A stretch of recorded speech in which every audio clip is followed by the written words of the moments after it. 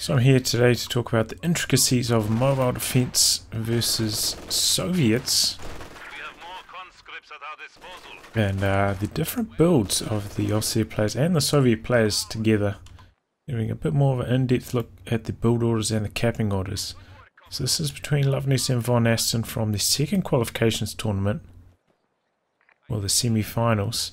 And note, early on in this game, Von Asten, got control of fuel very early, got control of the munitions point early, so off to a pretty reasonable start.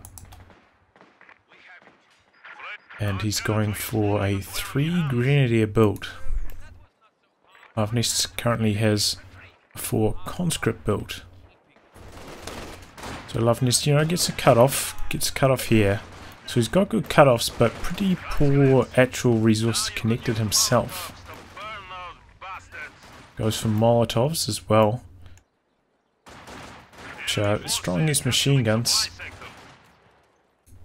It does slow down your T-70 if that's what you're hoping to rush out. Continuing to see some, pretty strong engagements for Von Asten. He's had this fuel connected basically the entire game.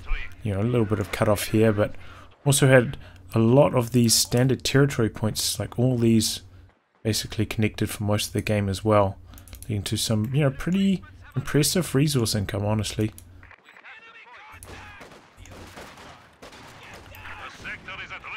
Loveness, on the other hand, about to lose control of his cutoff. He's been struggling so far this match, I feel. So he's gone for 4 conscripts into medics, also Molotovs.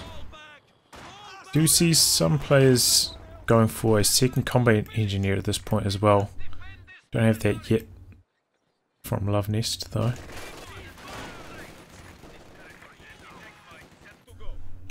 So Von Asten, with that, on the back of all this, has ticked up, got himself out a half-track 6 minutes 30 with enough munitions to upgrade it. So that's a pretty fast flame half-track. And at this point in the match, what does Loveness have? He's got 4 conscripts.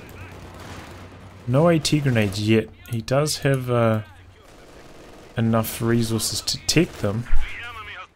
But if he decides to take them, maybe he can't field something like a squad of guards, or maybe exists. And hitting this fast timing on the flame half track, Von Asten goes on the aggressive, sensing Loveness' weakness to this, and ends up taking down the squad here on chasing all the way to base. Quite risky chasing base, of course, but comes out good for him. Loveness only just fields his first squad of guards, no real response. Flame half track comes in and does a tremendous amount of damage for the rest of this game. And this game's a reasonably short one as well. I'm not going to look at the whole match. But yeah, very fast timing on this. Loveness only having 1 combat engineer. I don't think he's planted any mines yet. Planted a few, one mine. Planted a few tripwires. But very fast flame half-track timing for Von Asten. He's gone for mobile defense as well, so he can back this up with the Puma when he eventually needs it. And then on Loveness' side, he's got these conscripts which are going to drop off as Grenadiers hit LMGs. So he's really going to be relying on his guards. So here we are looking at another match from that same semi-final between Loveness and Von Asten. Von Asten goes for an early harass onto the fuel, try to put some sandbags down. Loveness, wise to it, shuts that down. Then on the back of that, both players kind of just content to cap their own halves of the map, which I think is to the advantage of the Austria player. Because I feel like in the current dynamic, it's kind of up to Soviets to try and harass the fuel a little bit, try to delay that flame half track, because that seems to be doing a tremendous amount of damage currently. So yeah, here he is, forcing away a lot of squads.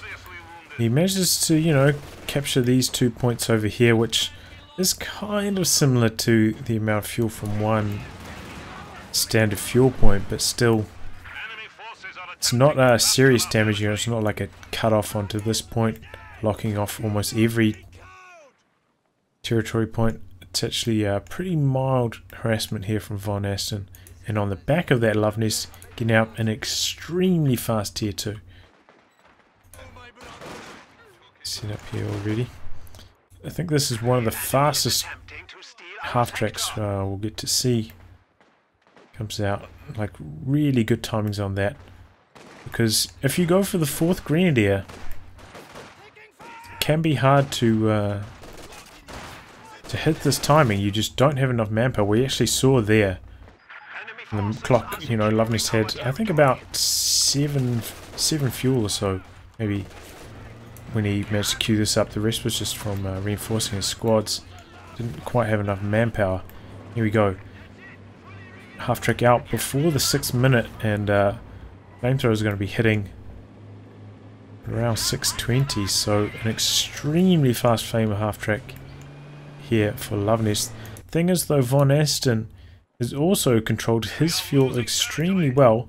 This hasn't been a particularly violent game, you know, there haven't been those kind of big slug matches where lots of models die on both sides, which is partly why Loveness could afford to hit this timing, but also has allowed Von Aston himself to tick up very quickly, and now he can get his T70, and he built that up at the exact time he has 70 fuel.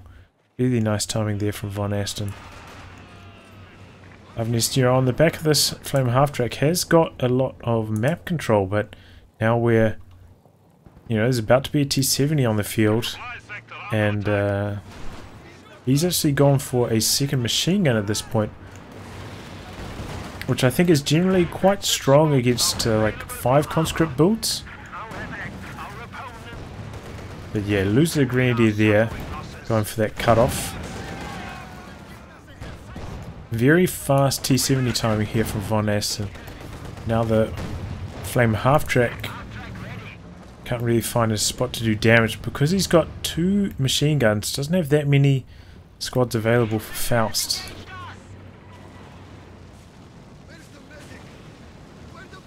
So despite hitting this extremely fast Flame half track timing, now Loveness has to go for the pack to try and help defend this. I suppose he could have gone for some Panzer Grenadiers with the Shreks. I don't think that's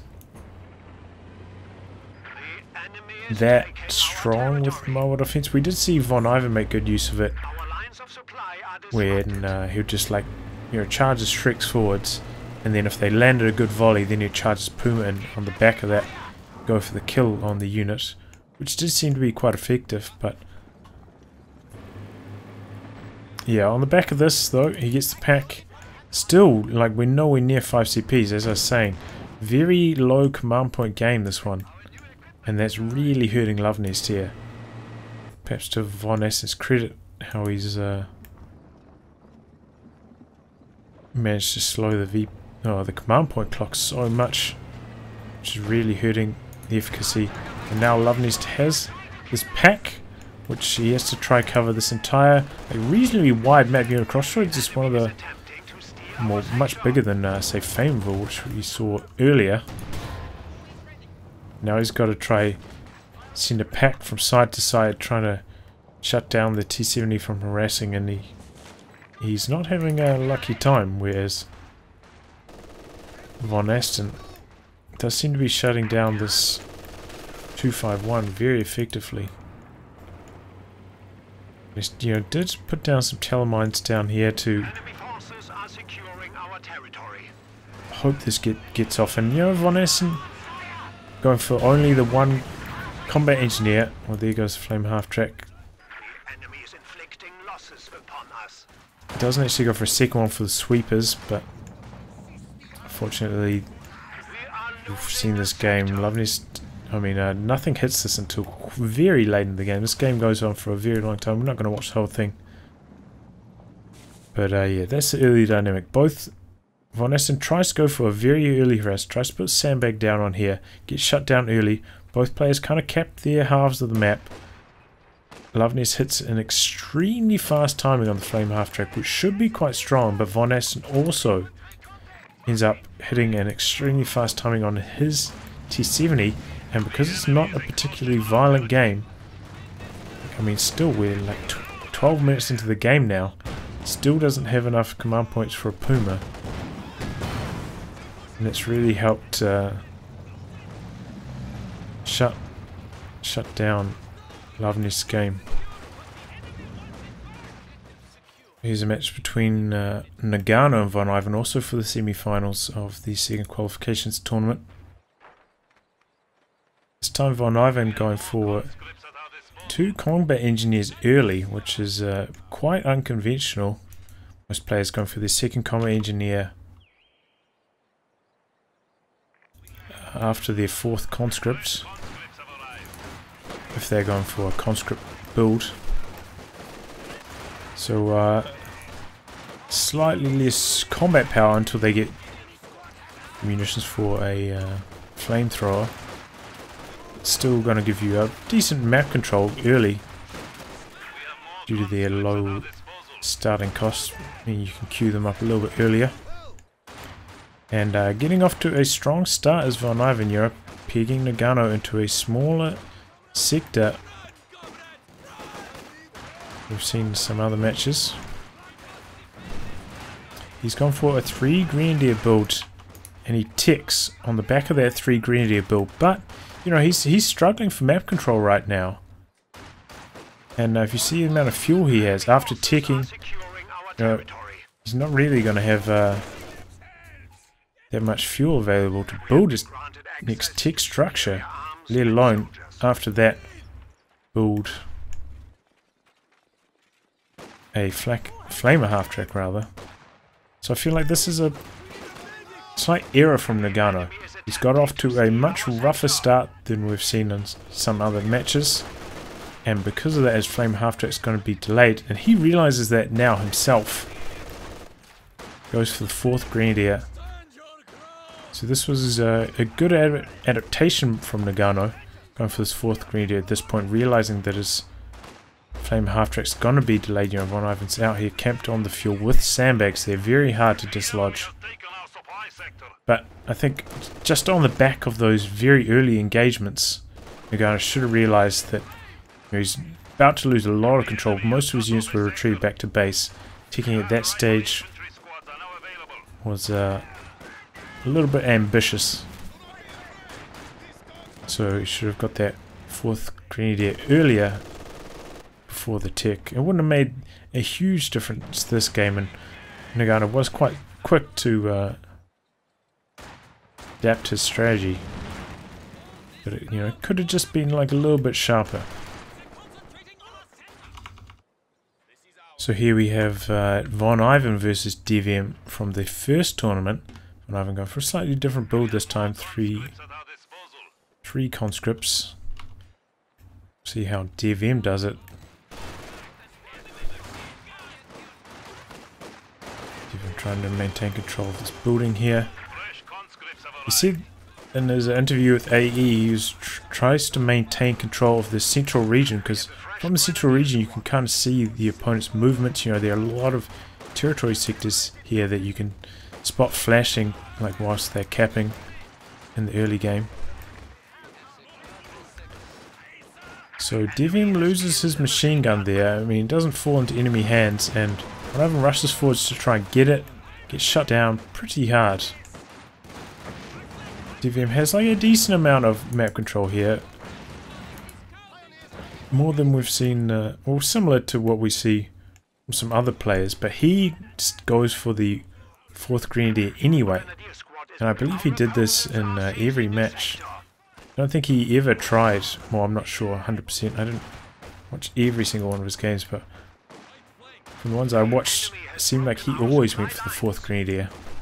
Just shoring up his early game, especially against an aggressive player like Von Ivan. He goes for the 4th grenadier, which, you know, will delay the timing on his tick, and then subsequently his flamer half-track timing. But that's a trade-off DVM's happy to take to get, you know, a little bit more map control, like, you know, so he can go on the aggressive, start harassing his opponent's territory, which he didn't really see too much from some of the players, or from I don't think from almost any of the players playing the 3 green tech, unless they were really off to a bad start, the Soviet player.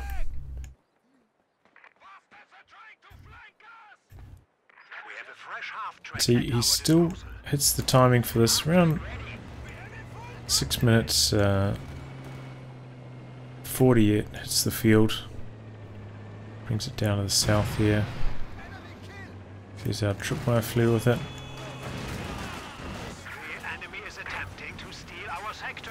Now he's roasting toasting. About 7 minutes 30, so about a minute slower than what we've seen from players like Von Esten and Lovenest with the 3 grenadier tech. But, you know, he's had a very strong early game. He's still in a very good map control position. So to summarize, I would have to say that the 4 grenadier build seems to be the most reliable way to get yourself to the flame half-track. It's what the VM's using, and he's been showing some very strong performances lately. So I'd have to say that's the most reliable way, and I would recommend that. Though, if you have had a very strong early game, your machine guns force retreats. It itself hasn't had to retreat, which seems to be probably the most critical factor. Whether your machine gun has had to retreat and whether it's forced retreats itself. You can go for a 3 grenadier into flame half-track build, and getting that really early timing on that can be lethal, as we saw on Aston use against Loveness. Getting that early conscript wipe can force a lot of retreats and get you a lot of map control, which on the back of you can then slow down their T-70 greatly. As a Soviet player, I would say if you have the strong early game, or even if you just hold on to half the map quite effectively, like Von Esten managed to do against Lovenest, and then you don't get the troop upgrades, you're not forced to get the AT grenades, you're not forced to get the Molotovs, you can hit that fast T-70 as well, and shut down that flame half-track rather very, very quickly. Also, one thing to note, as Australia player, you might want to try to force the action, because if you're not at 5 CPs and that T-70 is in there doing the damage, you're in big trouble. So that is one thing you might want to take into consideration, like, am I just camping here a bit too much, or should I try force the action if I'm going to be relying on the Puma? Because especially on a wider map like Crossroads compared to, say, Faymanville, positioning your pack is very tricky. That's why players are relying on mobile defense so heavily, because that T-70 darting from side to side, it's very hard to cover the entire map with the pack. Anyway, I hope I've managed to shine some light on the differences of even the most standard meta build that's going on right now, and the necessity to #adapt, as Gislin would say, as the match progresses.